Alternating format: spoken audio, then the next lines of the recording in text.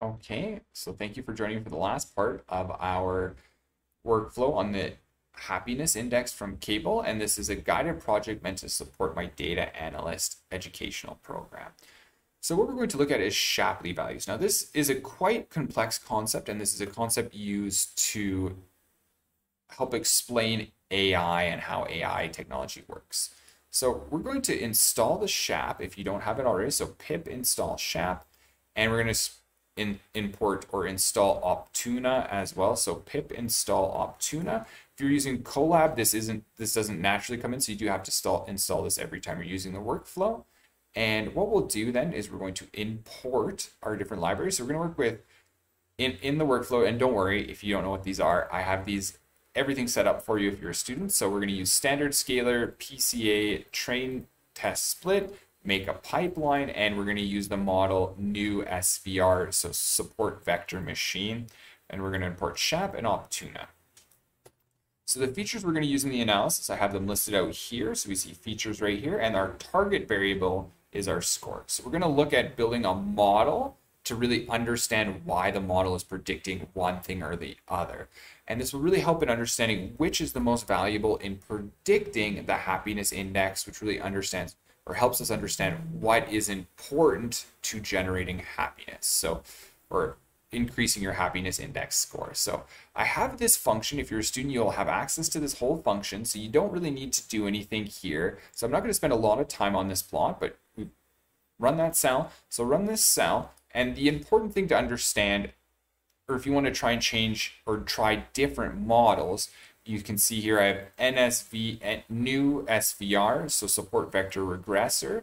So the new support vector regressor, and we're putting it into a pipeline so that PCA happens as we put it into the SVR. And so this is a little bit advanced, but it's important for data science to help make our model more predictive. But the important thing here is that if you wanted to change the model, it would just be this line, and you can use, most models should work just fine in this workflow if you change the model right here, let's say to a bagging regressor, random forest, anything that you wanted right here. Okay, so let's run that. So we've defined the function SHAP summary plot, and so let's run that. So let's go SHAP summary. Let's use this function we created, SHAP summary plot.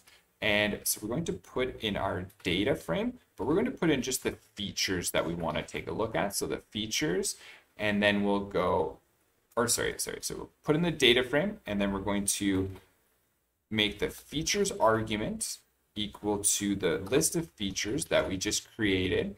And our target is equal to the target right here. And we'll set our test size. So target equals to the target that we set up above.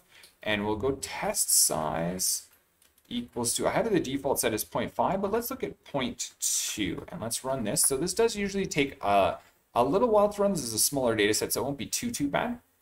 Now we see here, so we did a test size of 0.2. Now the way to read this is the value in the feature. So is it low or a high value for that feature? And down here it shows that with or without the model, how much impact, or with and without the feature, how much impact does it have on the final score? So we can see with or without generosity, as we learned, it has a very low correlation with our target variable. So we wouldn't expect this one to have a big impact on our model. We can see it has the lowest impact. Perceptions of corruption also have a very low impact. One time they do really help in our model, but generally speaking, they don't really help. And you can see there's a quite big bunch just on the negative side. So this might not, if we were predicting happiness, this might not be the best feature to use. And you can see as we get up higher, our GDP per capita and the dystopia 183 residual tend to have the highest impact. Social support and life expectancy, as we've seen in our workflow, are very highly correlated with our features. So this is what we would expect. Okay, well, thank you so much for joining me today on the data analyst guided project. If you have any questions, please feel free to send me a message or contact me at the link below. Have a great day and happy data sciencing to you all. Bye.